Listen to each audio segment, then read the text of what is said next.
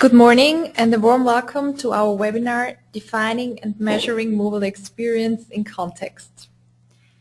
The purpose of today's webinar is to explore ways in which you are able to better understand mobile experiences within defined contexts and how to learn ways to observe and measure these activities.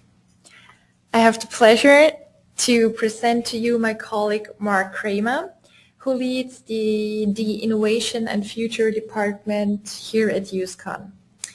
My name is Claudia Past and I'm responsible for sales and marketing, and today I will guide you through this webinar. Before we start, I want to share a little about USCON and how you can contact us. During this webinar, you will be able to share your comments and questions at any time through the question function of our webinar software. However, we will answer your questions after the webinar, and we will also be recording this webinar and will send you the link to the video in the near future. Today's webinar will take about 35 minutes, and I will start and give you a short introduction about USCON, about our approach and the focus of our daily work. And before we will answer your questions at the end of the webinar, we will sum up the most important facts as takeaways for you. Most listeners know us already, therefore my introduction will be rather quick. USCON is an international consulting firm headquartered here in Vienna with a new office in Cologne. And our aim here at USCON is to integrate users strongly into the processes if we are talking about new services, products, or interfaces. And based on the know-how of the users, we develop new interactions, shape and evaluate those, and try to collect their needs and expectations. In our daily work, we focus on 4 different areas. That's user research and insights, experience design and prototyping, strategy and change, and innovation and future. In our first field, user research and insights, we conduct different kinds of experience studies to get to know the needs of the users and to gain essential insights, for example, for product development or further project steps. The usability and user experience evaluation is also a very important part of this first field. Experience design and prototyping. Here in the design field, for us it's really important that we design with a positive experience and use different forms of experience prototypes when we develop design strategies for interfaces, products, or services. In the third field, strategy and change, for us that's management consulting for implementing experience management within a company. So that means we foster the change from a company-driven view to a customer-driven company, as well as training and coaching in the areas of usability, user experience, and user interface design. And in the field of innovation and future, where Mark is head of, we identify new interactions and interface solutions, and we develop methods and tools for researching different contexts and target groups. For us, it is important to integrate the users as soon as possible into our projects, and we unit this mostly with our 3 U's you can see in this slide. Usability, we understand that to create technology and communication as easy as possible for the users, but just if something is efficient and satisfying for the user. Unfortunately, that does not automatically mean that the user has an experience at all the different touch points with the company. But we think that it's really essential for a positive user experience we want to create, that the user has an overall experience, so that user experience fulfills factors like safety, trust, or fun, for example. And the third U stands for user interface design. So user interface design should kind of implement usability and user experience in a way that an overall experience is generated for the user. And in our work, we always take into account the user's context. So users have other needs and desires rather at home or in a mobile context. And within the next 30 minutes, my colleague Mark Kramer will now talk about how to define and measure mobile experience in context. Yeah. Please, Mark. Good morning. I'm Mark. I want to thank you all for taking the time this morning to join us. Actually, in preparing for this webinar, it was quite a challenge because we have a series that we're exploring different topics of return on experience. And of course, working in innovation of the future, mobile is really reshaping the way many people work, play, and interact. And so when I was asked to prepare for this webinar, Claudia asked me, okay, come up with a catchy title. And I thought defining and measuring mobile experience in context sounded sexy enough.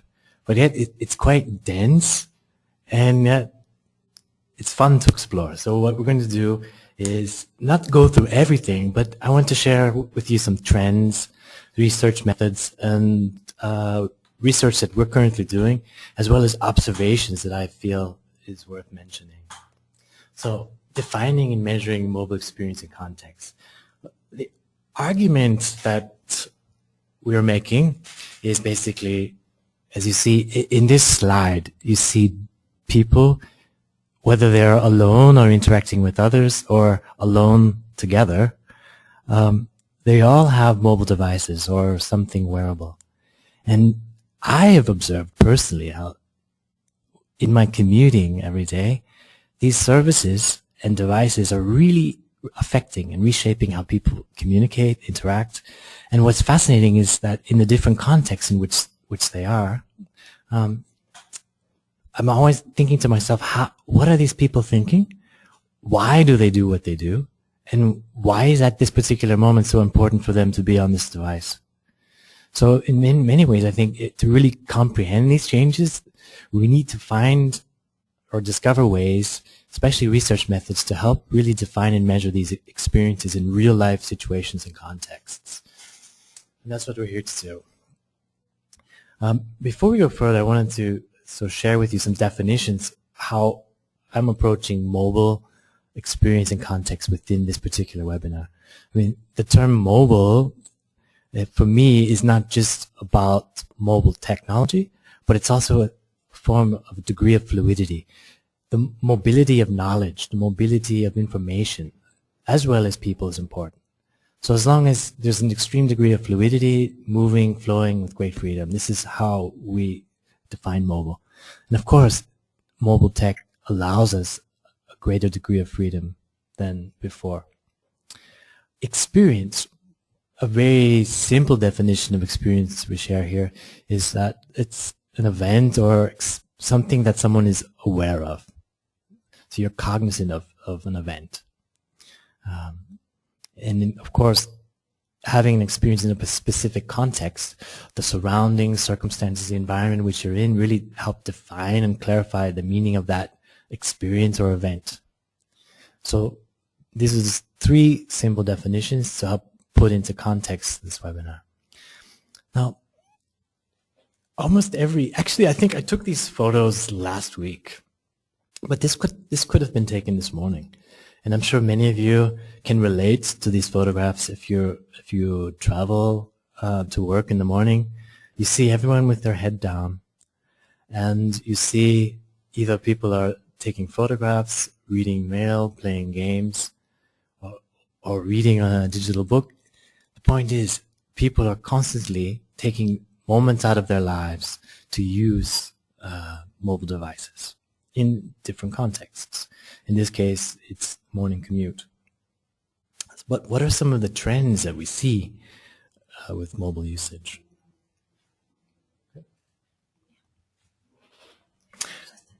Yeah, one of the a major trend that we observe here at USCON is wearable technology. People are augmenting or supplementing, say, maybe a smartphone with other devices. So someone could be wearing a smartwatch, or they have a glass device. Google, I don't know if you see many people around you wearing Google Glass, but it's making an impact. It's considered a wearable device, and it has its future. Other forms of wearable technologies, you've seen people wear activity trackers, maybe a Fitbit or a Nike Fuel Band or Jawbone Up. There's different types of activity trackers which come into the area of quantified self, which I will mention more about. Many people actually have, let's say, Nike Fuel combined with a sensor in their shoes to track their pace, and maybe there's a device they're carrying which has geolocation integrated into it. Anyhow, the technologies which are wearable are accumulating a lot of data about us, whether it's our geolocation, the time of day, and aspects such as this. Could be temperature. There's many things that can be measured. Another thing I wanted to point out, a trend that I see, is smart TV interaction. I would also like to mention that second screening is a major trend, but I think smart TV interaction is a trend that I see placing mobile experiences into the context of maybe a home, or could be a sports bar, could be any place where people are interacting with large screens. Currently, I'm actively watching the FIFA World Cup in Brazil, and there's a lot of public viewing areas. And what's fascinating for me is to see in these public spaces, people are watching games on the large screen, but yet they might have a tablet or a mobile phone out to check the scores or to maybe search information about a particular sport, a particular athlete. So, and I'm sure you've observed this as well. A lot of smart TV interaction is actually coming into many, say, point of sale environments. Stores are starting to use screens for in-store advertising, maybe restaurants as well. So this is a trend, I think, to look at: mobile, wearable tech and smart TV interaction. So those are two trends, but what are some of the tools and methods to help us sort of like capture data and understand these changes? Now, traditionally, and many of you are aware of, say, analytics software that captures certain metrics, and the dashboards help us visualize the data in a way that make it sensible to react and make decisions. Now, what's fascinating is that the more technology we carry with us and we use, more data we're capturing. And to be able to understand this data and visualize this, this is something that we're working on extensively at USCON, is to help. We're collecting this data, but how do you really understand and comprehend it? So for me, I think dashboards has a major impact to help people not only define mobile experiences, but actually understand it. One of the things, besides metrics, another way to really understand things in context is actually maybe eye tracking. We've been doing a lot of exciting work recently, including one research project that I will mention, using eye tracking, or mobile eye tracking specifically, within real life contexts. So imagine walking into a grocery store and actually understanding what people are drawn to, or what colors of the products, or what labels they're drawn to. This, for me, is a marketer's dream, to be able to get insights or to actually help see how shoppers are seeing. So in terms of like really defining mobile experiences context, eye tracking is one of the most powerful tools. And again, I will mention a research project we're working on that. This particular slide I found, I want to thank Christian Rohrer, if you are listening to this webinar. This is a wonderful matrix of research methods. It kind of captures the different methods which can be used to help understand and define mobile experiences in context. If you look at the x-axis, you have between qualitative and quantitative data, different approaches, whether you're observing technology uses in a natural way or within a lab. There's different ways to approach this. You'll be receiving these slides. I encourage you to go back, look at the different methods.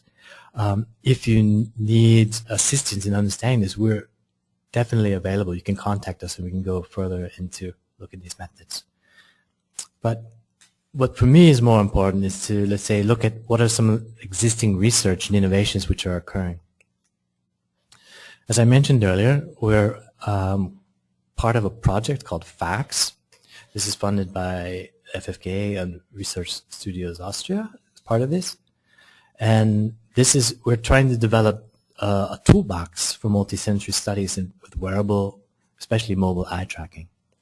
And this particular product, the results of this, or this project, the results of this will be research methods and tools to really help define and measure mobile experiences. And coupled with that, what I think is another very interesting research field and also very innovative is looking at emotion-aware computing. So it's one thing to maybe do eye tracking, but how are people reacting emotionally, whether it's to a marketing campaign or whether it's reacting to a game experience or whether it's reacting to a television show, could be anything. In this particular picture, these two individuals in the middle are playing a game, and that's obviously it seems like they're having fun, but we have the tools to actually identify and determine the emotions of individuals. And this is one way we can collect, whether you collect data, but collect more contextual information to understand an experience impact on humans. Last week, I find this quite exciting. Amazon launched what's called the Fire Phone. And the reason I highlight this particular innovation is because the Fire Phone is truly one of the first phones that actually has eye tracking built into it.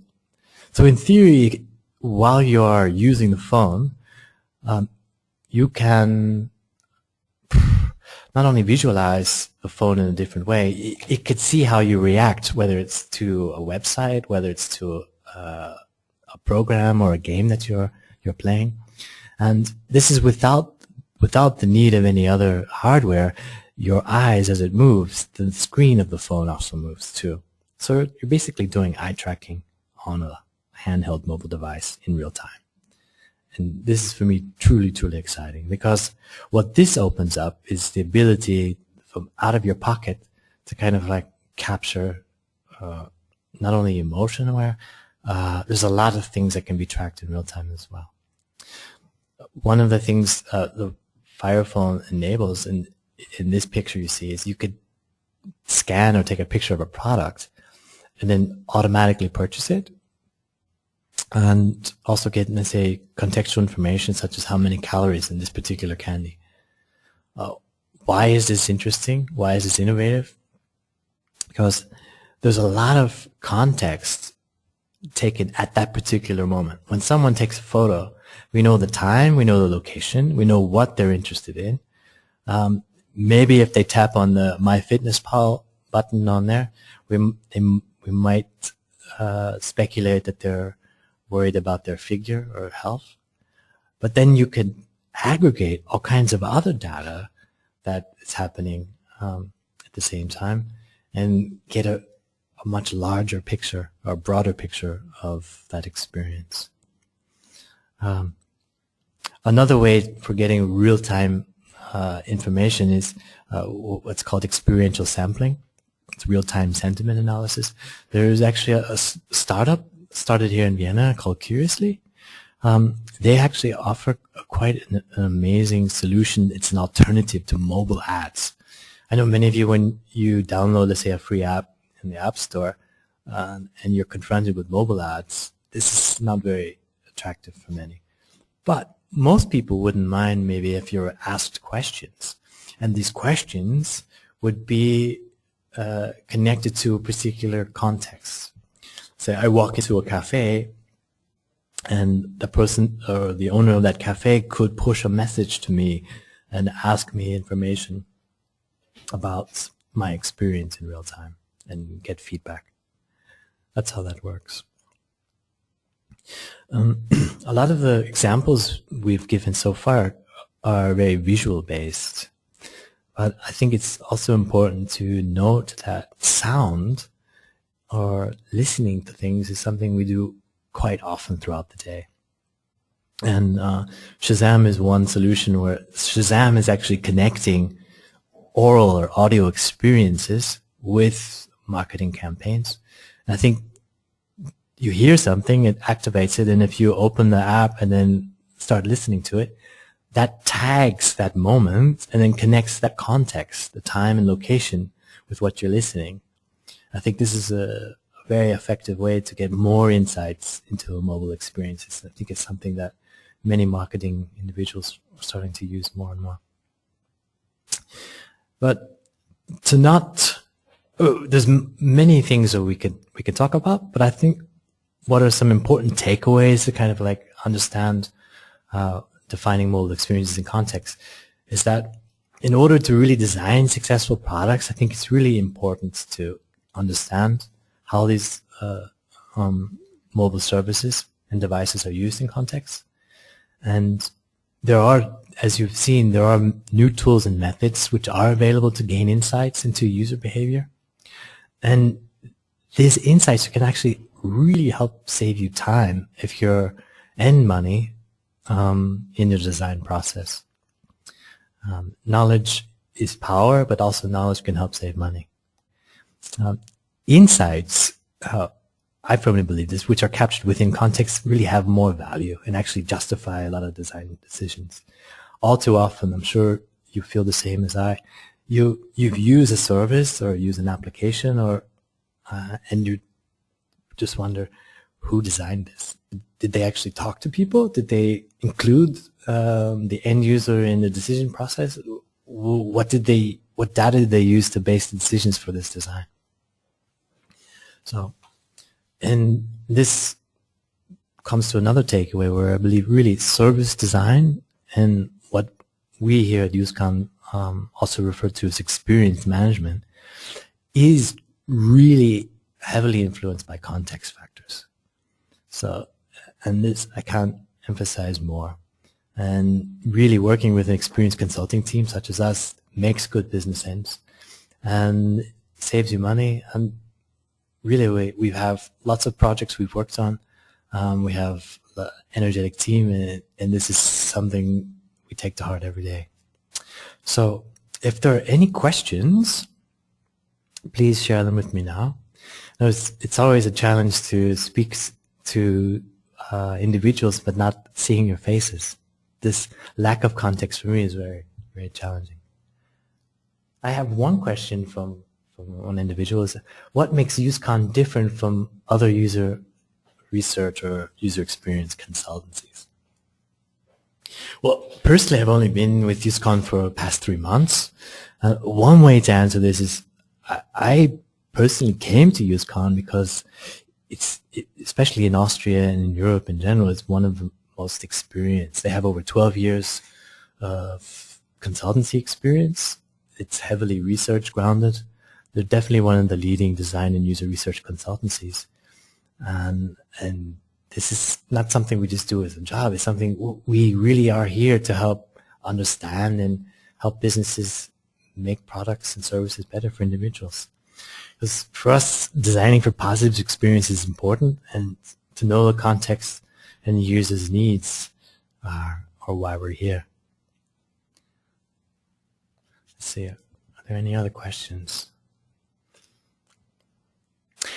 I see another question coming up. Do businesses in Europe really understand the importance of mobile? Well, as you can probably hear from my voice, I'm not originally I wasn't born in Europe. I was born in the United States. And I don't know how I can answer this question. I think, in some ways, I think businesses really do understand, but maybe not enough effort is spent in conducting studies to get more insights. But we've seen, or what I've observed also, is that businesses who do invest resources into understanding actually succeed more. So, and we have lots of existing partners, and we have a lot of projects which prove that. So, yeah. Europe understands importance of mobile? Yes, of course. If there are any other questions, I think Claudia has one thing to mention. We would like to, as one of the things we would like to offer at the end of this webinar is that we have this webinar special. It's a quick mobile review. So if you have an existing product, or if you'd like to consult with us, we can analyze, our experts can analyze your mobile system according to usability and user experience relevant criteria and guidelines, and on this basis, an approved expert methods. So we can make recommendations for improvement or further development. And this is a special price for webinar attendees at 1,000 euros. And I know that Claudia has made herself available. You can contact her if you'd like to take advantage of this special. Other than that, I'd like to thank you for your attention. And if there are any other questions, you know how to contact us. Yeah, thank you very much, Mark, for your interesting introduction in this topic. As you mentioned before, if you still have some questions we can answer, please do not hesitate to contact us. There is, on this slide, you can see our phone numbers as well as our email address. Well, it's just up to me to thank you for your time. It was a pleasure that you joined us for this webinar, and I think thank you. Yeah. Thank you, and